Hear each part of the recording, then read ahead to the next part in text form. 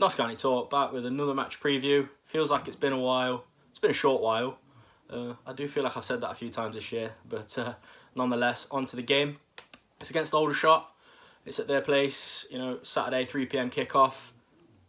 It's actually been rescheduled because our first game back after our short break was supposed to be a midweek game against Stockport, so it should be interesting to see how we fare, because there's obviously going to be the element of fitness, depending on what players sort of had the virus. It's going to be interesting. So I'm going to hand over to the stat man himself, Tom. So let's look at a few stats for our trip to Aldershot this weekend. It's really good to be back playing. We've had the break. Now, I think that could work in Notts' favour because it's not a massive break where you lose all that match fitness. The players have had a week off after a really heavy schedule. So I think it could be beneficial to Notts as we go into the game. Now, obviously, teams have played quite a few games. Some teams have played very few. Notts and Aldershot have both played 5. We sit in pretty different positions. Aldershot in 21st on 4 points. Notts sitting 10th on 9 points. Both sides certainly at this stage of the season would want to be in a higher position, but again, we do have games in hand over most teams in the division, so a win here is a real chance to push up the table for both the teams. Both sides have scored 10 goals. A variety of scorers for both teams as well, which is always good news. You don't want to be relying on one or even 2 players to be bagging all your goals. And if we look at last season's games, both sides got the win at home. Notts winning 3-1 after falling behind, and Aldershot got their win with a 2-1 win at home. Now, if we look at that squad that played at Aldershot, it was the back end of last year, in terms of not just the season but the back end of 2019. There's a lot of different players on that team. So you've got in that matchday squad, including the bench, you've got Nathan Tyson, you've got Shields, you've got Bakayoko, you've got Booty that's starting the game. So the squad has, if you look at those players, improved massively. I wouldn't say there's massive improvement with Booty if it had reached his potential, but clearly Reeves is a step up. You've got your fullbacks, which I did rate Zoom, but Kelly Evans and hopefully Chickson will come through and be a really good left back.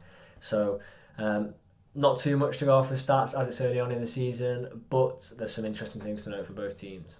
So looking at the players to watch, the one I picked out, the main threat that everyone knows about is Ross McCormack. Now, he's only played 30 minutes this season, a 5-minute spell in a game and a 25-minute spell. Now, if you're an Aldershot fan watching this, I can't find anything about what's gone on with him that seems to have been another problem, unless it's just fitness, but you'd think with 5 games you could get him some fitness somewhere along the line, even if it's a behind closed doors friendly somewhere, because he's a player you're going to be wanting in that squad.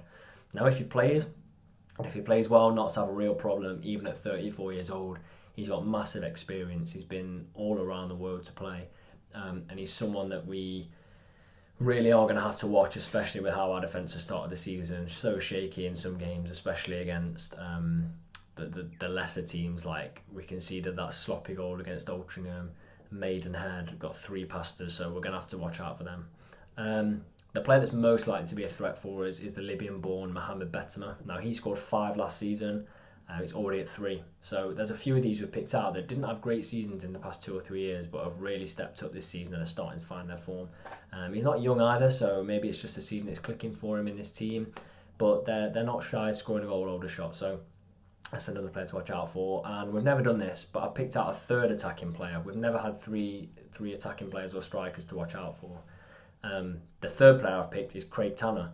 Now, he's also got 3 and 5. And the thing I like about him is he's got a lot of experience. Reading, Motherwell, Plymouth, been around the EFL, been around the SPFL. And he's just a player that this experience, you might not think it adds up on paper, but it really does. I mean, we can see with the likes of some of the Notts players we've got, just playing at a high level, your Wootons, people like that, your Roberts to some extent, obviously played some games for Newcastle in cup competitions and things. It does definitely add up. So they're the 3 players that we've picked out to watch out for against Aldershot. As always, I say this every video, thanks Tom, very insightful. But yeah, team news. Now, I've watched both the pressers from today, and they don't go into much detail about injuries. I know Lee Curtis asked Greg Abbott any injuries or anything like that, and he was sort of, I don't know, not closed off about it, but there was definitely something there where he's been told not to say too much. So there's no inkling to what players had the virus, whether there's any injuries or anything like that. Do I like the fact the club have done that? I personally do, because I think there's probably one or two players that don't want people to know that they've had the virus, like the fans and sort of the wider world. So credit to them for not releasing what players had it. It could be a tactical thing as well. But yeah, I suppose you never really know, do you, what's going on behind the scenes. But yeah, that takes us on to our squad that we would like to pick. In goal, Slocum. Sort of picks himself, you know, he's solid. Right back, I am going Brindley. Now, me and Tom did discuss this, so it's both of our selections. So yeah, sort of picks himself, as always. Centre-back partnership has to be Lacey and Rawlinson, doesn't it? Just has to be for me. Last season, they got that partnership going, and it was a very strong partnership towards the end of the season, and especially over the Christmas period, actually. But yeah, left back, Dion Kelly-Evans. I know the Chickson's been called up for Zimbabwe international team. Whether that'll interrupt the game on Saturday, I'm not too sure at the moment. But yeah, the sort of shape we've gone for is a 4-3-3. So midfield sat in front of the defence. Obviously, you've got your Reeves and Doyle, another pair that picked themselves for me, albeit they're fit and well. And in front of them, so you've got like your two defensive midfielders, and then you're more of an attacking midfielder. We want Ruben Rodriguez.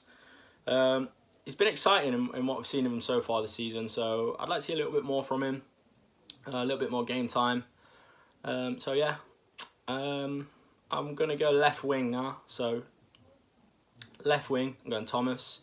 Very, very, very good start to the season Thomas had. Impressed me quite a lot.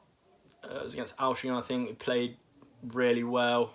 How he kept the ball in for Walton's goal, I'll never know. Right wing, Cal Roberts, albeit, you know, everyone's fit and well. I'm going Cal Roberts, picks himself another player. And striker, can't be anyone else but Kyle Walton, can it? So yeah, that's our squad. My prediction for the game, it's going to be anyone's game, I think, going into this. There's obviously favourites going into it, but I think we're going to want to bounce straight back. I think we're going to be ready for a game. The players that obviously didn't get the virus and weren't affected by it are going to be rearing to go. So I think that could play in our favour, and I think it's going to be a 2-1 Notts, Wotton and Roberts to score. I will hand you back over to Tom for his prediction and wrapping up the video. My prediction for this game is going to be an interesting one. How do I see it panning out? I think Notts will really, really benefit from the break. I think we'll start really strongly. We've had that time to regroup after a very solid start.